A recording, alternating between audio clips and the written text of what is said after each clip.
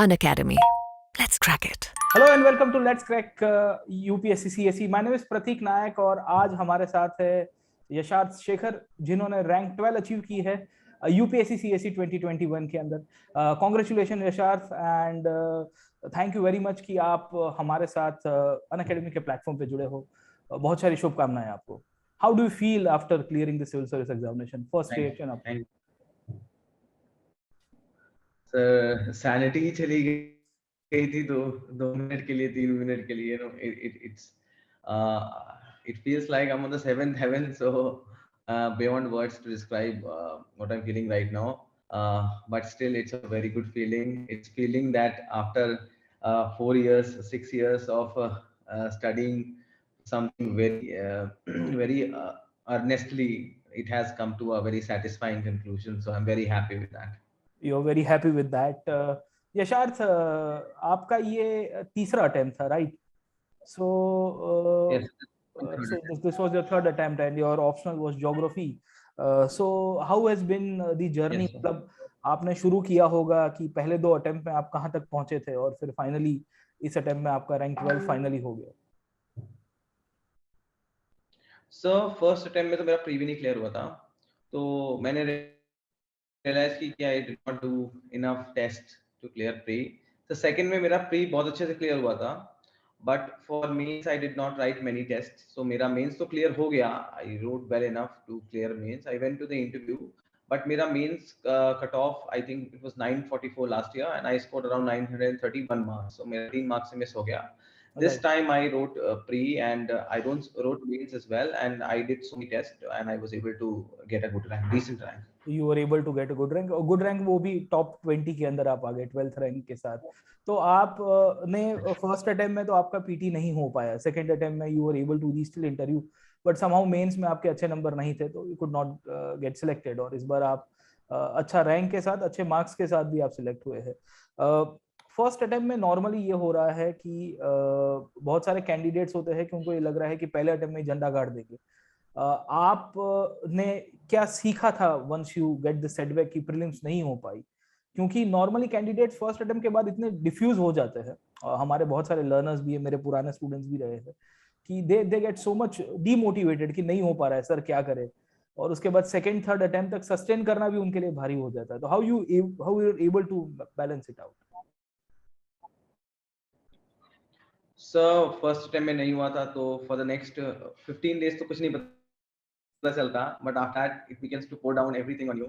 उसके बाद सर मैं तो कहूँगा कि 2-3 महीने तक तो मतलब मेरा मूड बहुत स्क्रैची रहता था and I used to feel very sad about it. मैंने थोड़ा सा टेकन फॉर ग्रांटेड भी ले लिया था प्री को, so that was a very bad experience. After that मैंने सर उस टाइम को बहुत अच्छे से यूटिलाइज किया to make my geography notes which eventually came to my rescue this year.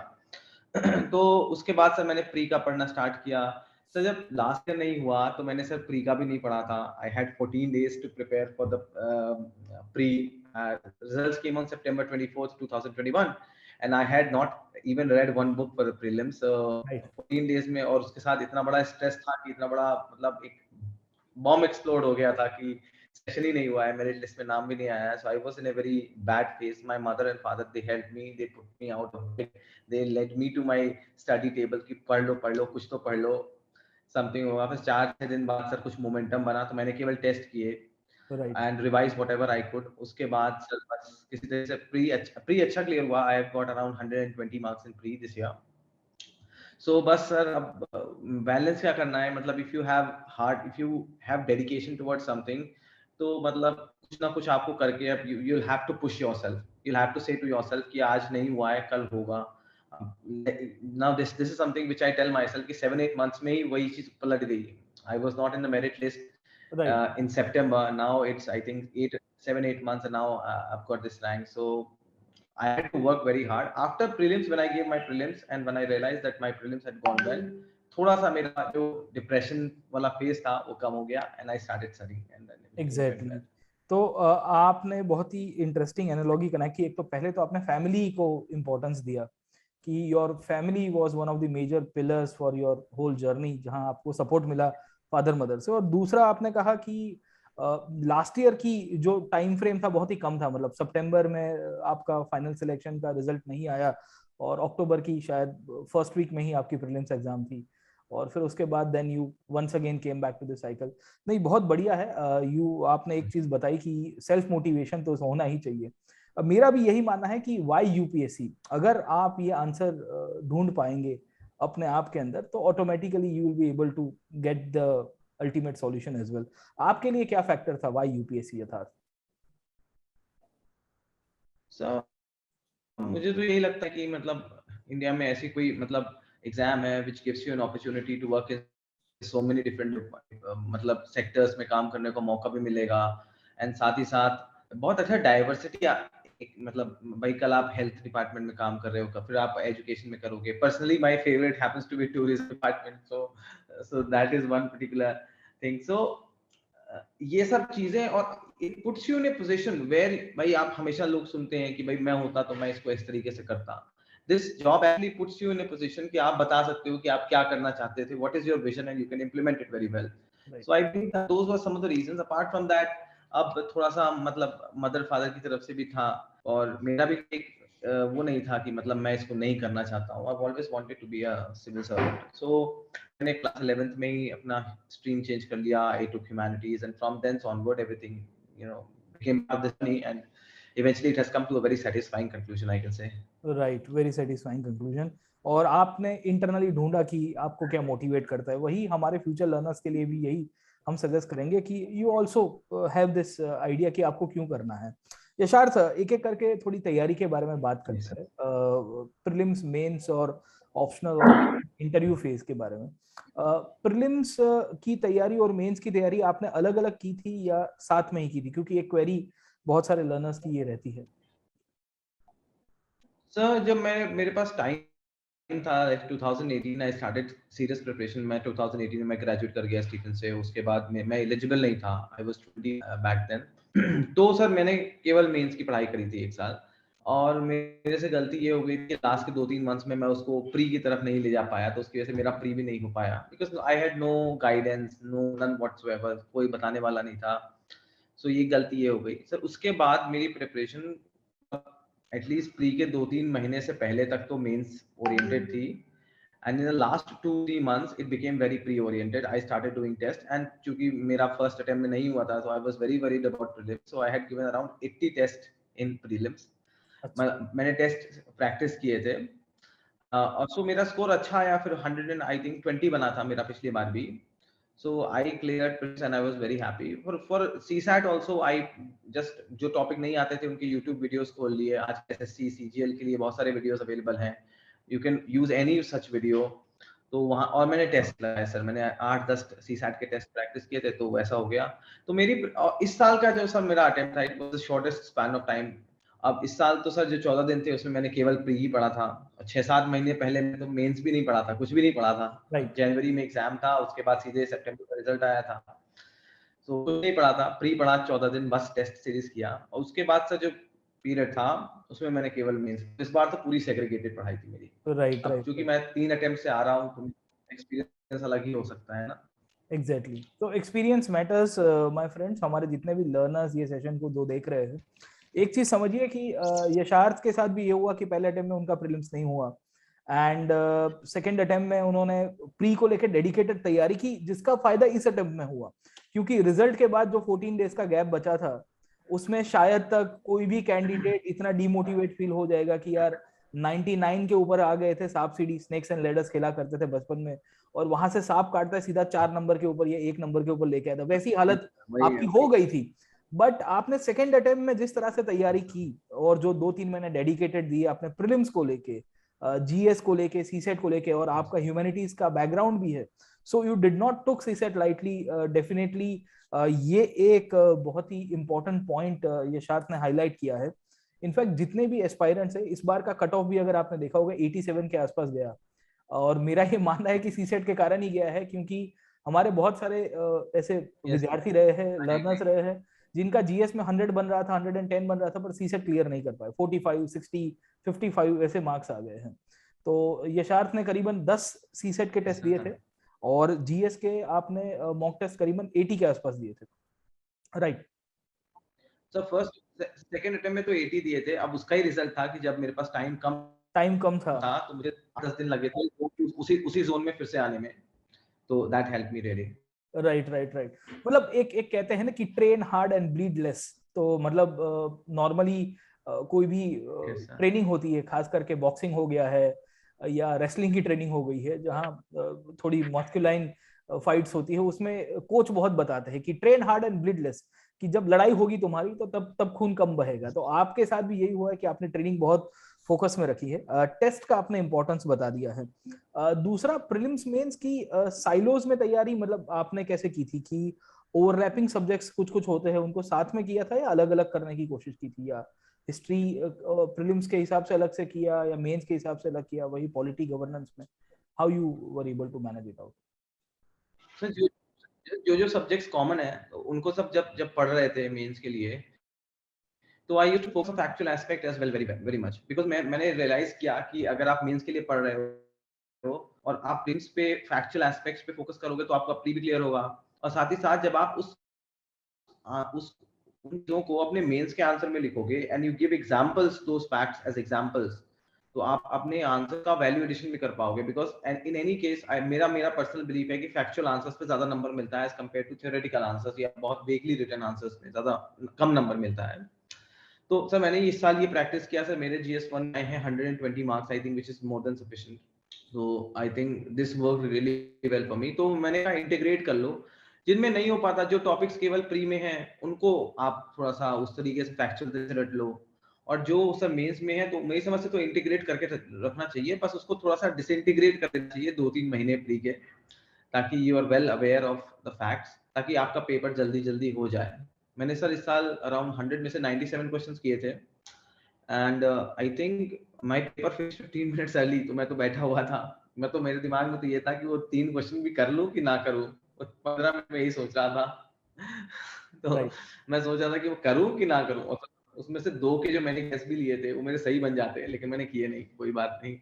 Right. बस इस तरीके से मैंने पेपर किया। चलिए, वेरी इंटरेस्टिंग। आपने मतलब इतने टफ पेपर में इतने सारे अटेम्प्ट किया, वो ही मतलब वो दर्शाता है कि आपका डेयर डेविल एटीट्यूड भी है। मोस्ट प्रोबब्ली आपने जो 80 के आसपास मॉक टेस्ट दिए थे उसी का ही ये परिणाम होगा कि you are able to gauge out the significance, कि अगर नेगेटिव जाएगा भी तो एक हद से ज्यादा नहीं जाएगा, तो भी आप 120 के आसपास स्कोर कर रहे हो।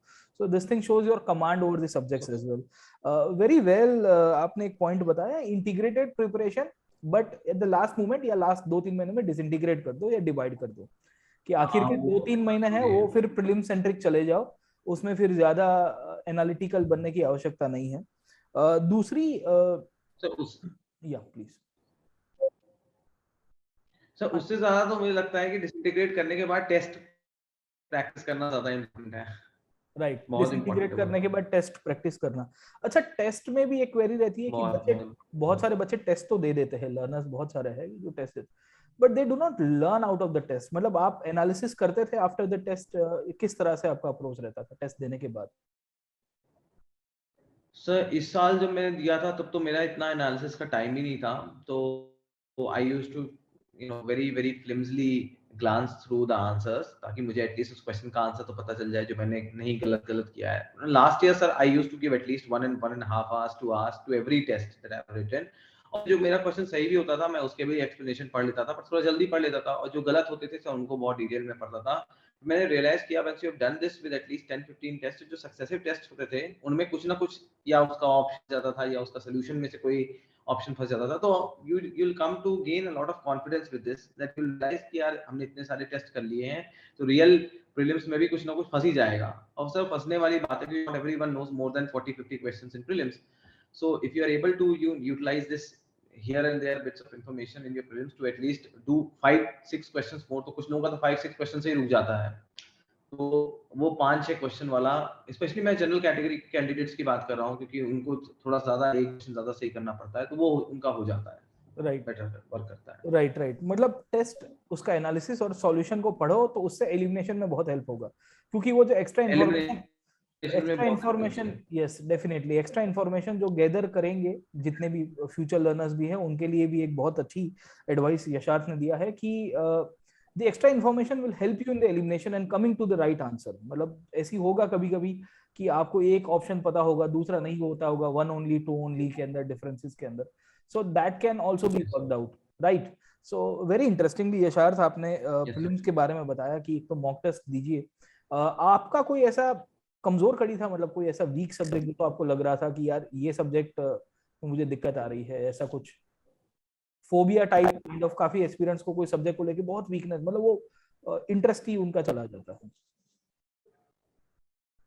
सब प्री में तो आई थिंक करंट अफेयर्स थोड़ा कर करना डिफिकल्ट होता है, but I would not call it a very big difficulty. तो मेरे लिए इतना कुछ मतलब कोई ऐसा टॉपिक नहीं था कि मतलब जिसमें मैं बहुत एक्सेप्शनली वेल था, लेकिन ऐसा कोई टॉपिक भी नहीं था कि मतलब जिसमें मैं बॉटम्स टच कर रहा था। तो आई थिंक मोर और less to cover current affairs from so many different, you know, it's so much, the syllabus of current affairs is so vast. Sometimes मेरे को करंट अफेयर्स के बहुत डिटेल क्वेश्चंस आ जाते थे स्टेटमेंट बेस्ड, तो मुझको उनमें डिफिकल्टी होती थी। But then you take that risk to the real paper ना, फिर हर किसी को वो इशू भी होता है। So it all comes down to, you know, how well you know your basics, or how well will you be able to do your questions from history, geography, polity वाले topics से। current affairs में तो भाई nobody is very well versed with them। तो इस हिसाब से मुझे लगता है करंट अफेयर्स ही मुझे डिफिकल्ट लगता था सबसे ज्यादा कवर करने के लिए। Right relatively I would say, या बहुत वास्ट भी है। और आपने बहुत ही जेन्युइनली ये चीज बताई कि कोर सब्जेक्ट्स के ऊपर फोकस करो, जहां से आपका 70% पेपर निकल के आता है, क्योंकि करंट में तो कहीं से भी रैंडमली क्वेश्चन आएगा। इस बार स्पोर्ट्स के क्वेश्चन पूछ दिए, no unexpected questions in the sports category. या exactly, so definitely core subjects के ऊपर करंट।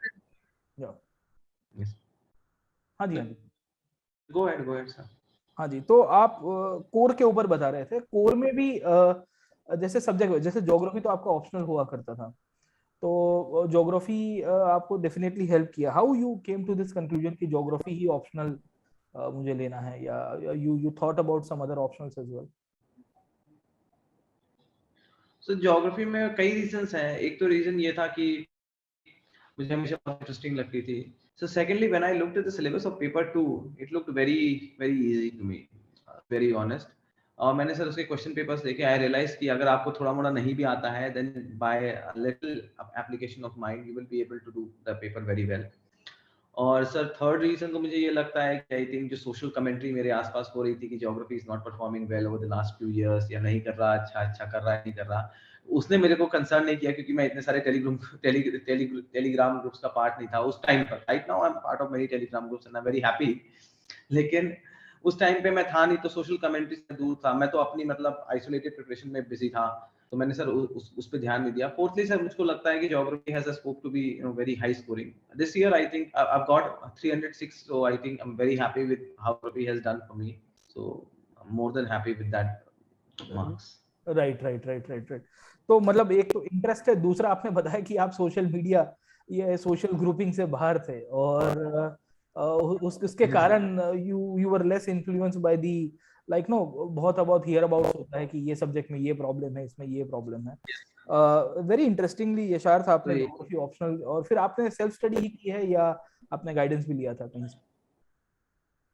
सर मैंने सर फिर मैंने सेल्फ नोट्स बनाए थे, मैंने वीडियो देख देख के नोट्स बनाए थे, और वो भी काफी डिटेल्ड नोट्स है।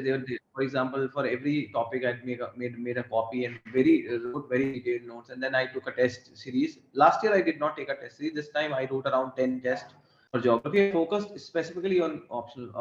For example, 2/3 of my time was spent in optional, and I think that really paid off, and geography, you know, it has got really good marks this year, I think। Right, मतलब obvious है कि optional में 60% marks score करने हो जाएंगे out of 500, but GS में हर एक paper में 60% स्कोर करना बहुत ही टफ हो जाता है, सो that is one of the reasons. Right sir वही है, मेरा रैंक तो ज्योग्राफी ने बिल्ड किया है। ओके, रैंक आपकी मेरा रैंक ज्योग्राफी के कारण ही आया है। और ज्योग्राफी में 306। राइट, तो एक तो ऑप्शनल हो गया जो आपको मेक और ब्रेक करता है। तो मैं जितने भी फ्यूचर लर्नर्स है, इनफैक्ट जो इस साल दे रहे हैं, अगले साल दे रहे हैं, उन सब के लिए भी यही एडवाइस है कि आप ऑप्शनल को हल्के में मत लीजिए, और ऑप्शनल ऐसा चूज करिएगा जो आप मतलब सदाए काल तक 2-3 साल तक पढ़ पाए। जैसे यशार्थ का अनुभव रहा है, ऑलमोस्ट 3rd अटेम्प्ट में उनका सिलेक्शन है, तो 2-3 साल से वही एक ही ऑप्शनल को रगड़ते रहे और उसके ऊपर कमांड अचीव किया, so then you are able to get more than 300 plus marks, so it's a very great achievement as well, Yasharth। Yasharth, GS में आपका जो पिछला अटेम्प्ट था उसमें आपने कहा कि शायद तक मेंस पे नंबर कम थे, तो ऐसे को लेके आपने तैयारी की थी या किस तरह का उसका अप्रोच रहा था, और फिर how you moulded in this attempt, उसको कैसे आपने चेंज किया? ऐसे के बारे में? हाँ, ऐसे के बारे में, और ओवरऑल आपकी जीएस में कैसी तैयारी रही थी मेंस के लिए?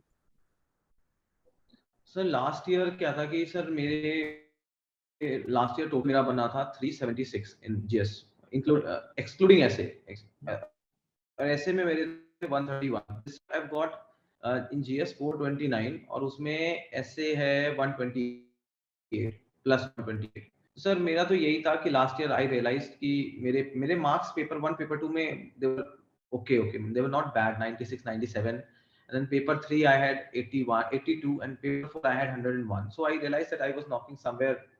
So I only read more very detailed newspapers to add more examples, and I wrote more and more tests. पढ़ाई वैसी रही, but I focused on making some small notes ताकि मैं उन पे जल्दी जल्दी फोकस कर सकूं during लास्ट एक हफ्ते में रिवीजन हो सके, तो उस पे मैंने फोकस किया। और सर दूसरा मैंने सर पेपर 1 और 2 में तो मैंने बहुत एग्जांपल्स डाले। Every question when I used to write at least 2-3 examples तो हर क्वेश्चन में देने ही देने हैं। वो एग्जाम सब न्यूज़पेपर से आते थे। सर ऐसे में सर मेरे तो इस साल 3 नंबर कम हो गए हैं, but anyway I think 188 this year is a very decent score ही होगा। मुझे नहीं लगता कि बहुत कम है। हाँ, बहुत लेकिन सर फिलोसफिकल यही एसेस कहूंगा पूछे कि थे इस बार। Writing as many right. बहुत फिलोसॉफिकल एसेस पूछे गए थे, तो कैसी मार्किंग स्कीम है, नो न्यूज़। हाँ तो मुझे लगता है कि वही है कि नॉर्मल तरीका जो है कि थीमेटिक एसेस लिख सकते हो, और थीमेटिक एसेस लिखता था उसको क्वेश्चन आंसर के फॉर्मेट में फ्रेम करता था कि, तो मेरा वो मतलब normally I writing I think 8-10 essays, मतलब मैं एक एक ऐसे को काउंट कर रहा हूँ singly. By writing sir 5-10 essays, you will realize ki what is your natural way of writing essays. Some people they follow political, social, economical, they find it very easy. मेरे लिए था कि मैं question answer, I never used to write questions like rhetorically in the answer sheet, but मेरा तरीका था कि मैं मन में सोच लेता था कि question answer क्या, कैसे, कहाँ, कब, कैसे हुआ। तो इस तरीके से मैं अपने एसेस को डिवाइड कर लेता था, और उसमें किसी में अगर किसी पर्टिकुलर में पॉलिटिकल, सोशल, इकोनॉमिकल डालना है तो वो भी डाल लेता था। सर पेपर 3 में तो मुझे समझ में नहीं आता है नंबर, मतलब मैंने तो बहुत अच्छा किया था paper 3। I realize that I done paper 3 really well. I think I have improved by around 9 marks only by giving more and more examples. That is the best way to write your paper 3. So ethics में मेरे 99 है। Ethics, I think amongst all the GS papers, ethics was my weakest because I did not realize how to answer these case studies really well. I've done many case studies, but at the end of the day you don't know how well the marking is going to be. Also मुझे लगा कि मेरा ethics का paper इस साल बहुत अच्छा नहीं गया था, मतलब not perfect। पेपर 1 पेपर 2 बहुत अच्छे गए थे मेरे, मतलब पेपर 1 तो थोड़ा सा मैं डाउट में था, लेकिन पेपर 2 वेंट रियली वेल। तो उस हिसाब से मैंने तो बस एक ही चीज करी, I wrote more test, I revise more, and I wrote many examples, और डायग्राम्स मैंने तो कहीं कहीं बना दिए। That was my trick. Right right right. तो आपने 3-4 चीजें बताई, एक तो आंसर राइटिंग को लेके, एक तो एग्जांपल्स दिए मैक्सिमम, वो चाहे जीएस 1 2 3 4 कोई भी पेपर हो गया, and linking with the current examples. Okay, तो जितने भी लर्नर्स हैं उन सब के लिए एक ये टिप रहेगी कि आंसर राइटिंग करो तो एग्जांपल्स के साथ। अब ये आंसर राइटिंग का एक और सवाल आता है कि आपने कब शुरू किया था, क्योंकि इसको लेके बहुत सारी अलग अलग ओपिनियंस भी है, आप सबके अपना अपना अप्रोच भी है, कोई जल्दी शुरू करता है, कोई बाद में करता है। So how did you started with answer writing, या शुरुआत से कर दिया था या बाद में किया? सर अक्टूबर 10 को जब मेरा प्री था, उसके पहले तो मैंने लिखे नहीं answers, that was a big mistake of mine. So October 10 को प्रीलिम्स था, मैंने अपना 11th को मैं रिलैक्स करके मैंने रेस्ट किया। सर 12 से मैंने अपनी पढ़ाई स्टार्ट कर दी थी, 12 अक्टूबर से। उसके बाद सर 28 को मैंने सर अपना पहला जीएस का पेपर लिखा था, एक GS test I, GS paper 1 I wrote, और GS paper 2 I don't remember, but I wrote my first paper. But before that I had written, I had started with the geography optional test. So I was writing geography optional test, but मेरे को थोड़ा सा delay हो रहा था GS के papers में, because I was focusing more on my geography and I was focusing less on my GS. But eventually after mid November उन दोनों का frequency सेम हो गया। Every week I used to write at least 2 or 3 tests, तो 3 भी हो गया, कभी-कभार 4 भी हो गया।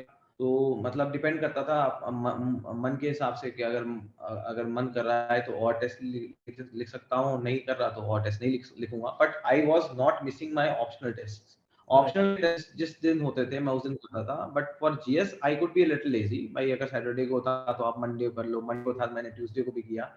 So I think I wrote around 26 to 28 tests, out of which 10 were from optional, and the remaining 14 were 14 or 14 were from no, I think 10 were from GS and remaining 5-6 were from essay.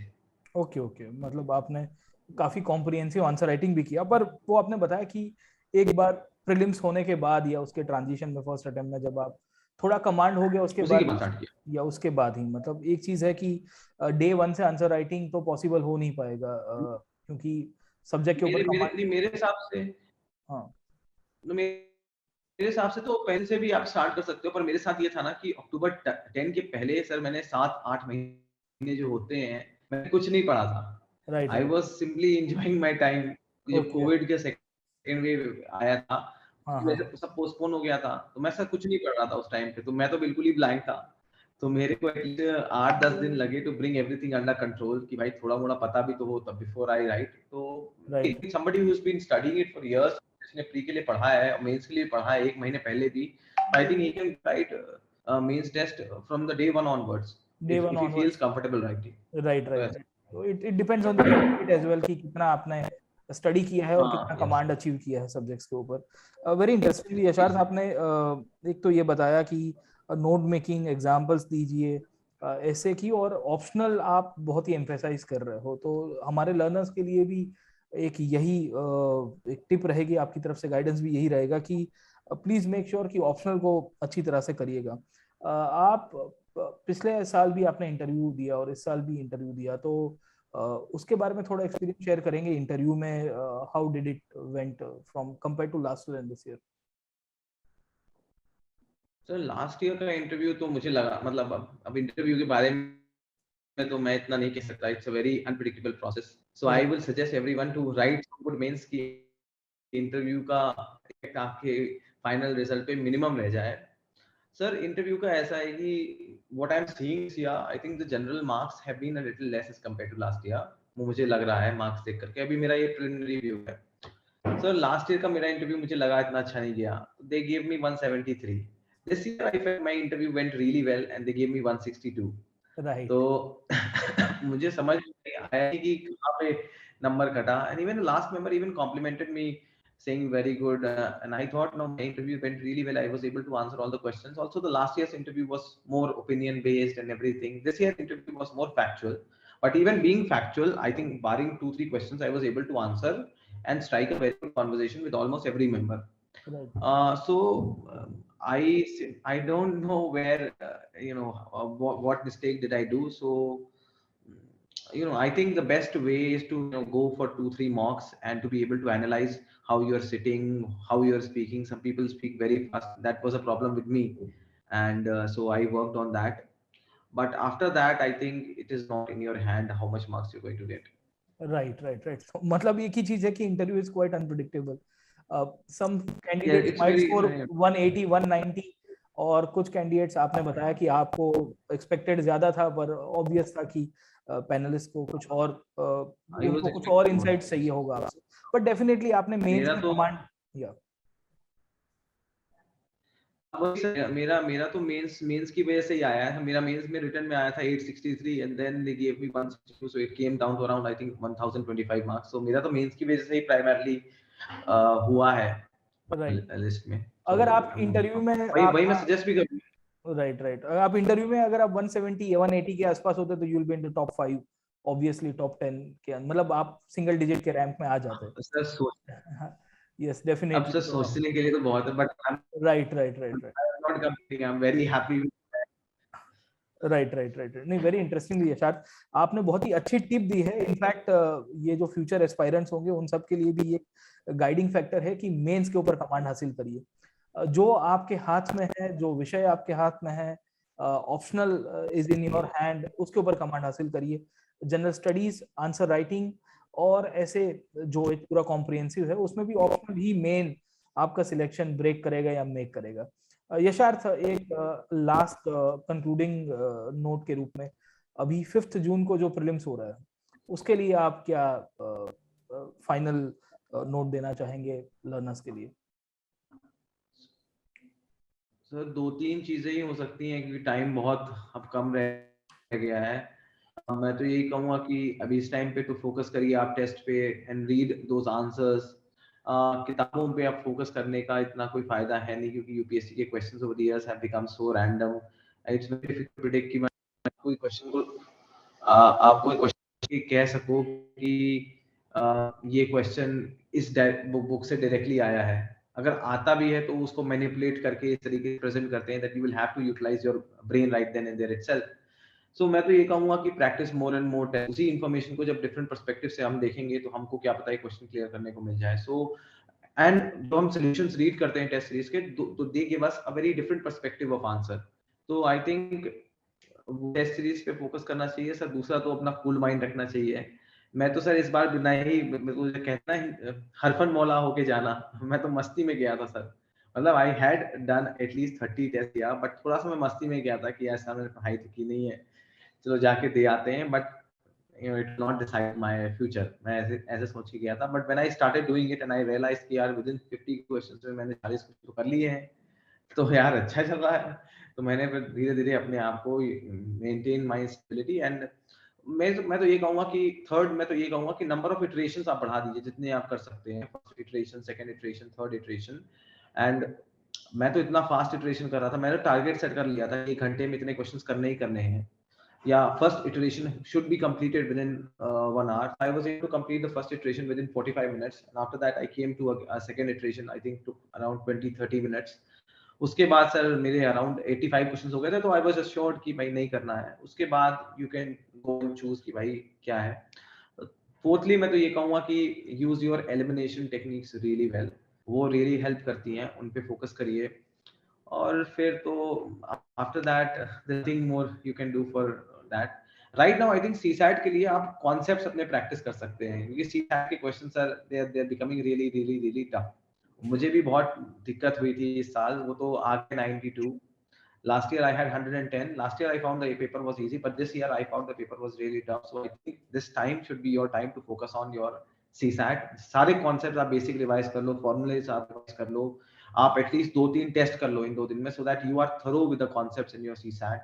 क्योंकि इस वजह से बहुत लोगों का बहुत ज़्यादा लोगों का वो जा रहा है। उसी की वजह से I think a lot of people would be happy also, उसकी वजह से CSAT GS का कट ऑफ भी कम जाता जा रहा है। तो I think both में focus करो। I think CSAT has become very important. You cannot ignore CSAT. Yeah, आप भी इस तरह की definitely, वीडियोस देखते हैं हिस्ट्री पे? अच्छा आपने के टाइम पे? अच्छा you have been a learner, okay, right, definitely. तो मैं नहीं, पूरे टाइम आप के लिए इस पे था, पूरे टाइम के लिए मैंने उसमें मृणाल के उस पे आपके स्लाइड्स देखे थे। हाँ, मृणाल तो सर की वेबसाइट पे राइट। हाँ तो Right, सर right. वो मैंने उससे पढ़ा था, हिस्ट्री पढ़ा था, हिस्ट्री के मैंने अपने नोट्स बनाए थे। Right. तो उसमें भी आपकी हेल्प रही थी। Thank you very much for that. नहीं, डेफिनेटली हमारी तरफ से जो भी हो पाएगा हम लर्नर्स के लिए और स्टूडेंट्स के लिए करते रहेंगे। जैसे कि यशार्थ ने हमें बताया कि सीसेट के ऊपर फोकस करिए, अभी भी 4 दिन है, you will be able to manage it out as well. 1-2 test लगाइए, इनफैक्ट प्रीवियस के क्वेश्चन पेपर सीसेट का सॉल्व कर दोगे 2021 का, हाँ, तो भी आपको कॉन्फिडेंस आ जाएगा कि नहीं 66 तो निकल रहे हैं हमारे। और अपर लिमिट सोचेगा, ट्राई टू स्कोर अराउंड 90-100, तो सीसेट के अंदर भी कोई दिक्कत नहीं आएगी। और साथों साथ रिवीजन करते रहिए। और हरफन मौला, जैसे यशार्थ ने बताया कि खुश होके जाओ। देखो, this life will not determine your like no there exam will not determine the way your life move on, okay. मतलब डेफिनेटली आप उस तरह से मत देखिए इसको, जरूर से बदलेगा, समय भी बदलेगा और परिस्थिति भी बदलेगी, मेहनत करते रहिए। यशार्थ का अनुभव भी यही रहा है। Thank you very much Yasharth for joining with us, and we wish you all the best for your future endeavours as well. हम आशा करते हैं कि आप जो सपने लेके सिविल सर्विसेज के अंदर जा रहे हो उसको अचीव करो, और जो पब्लिक सर्विसेज आपने जो सोचा है कि जो चेंज क्रिएट करना है वो क्रिएट भी कर पाए। Wish you all the best. Thank you very much. Thank you.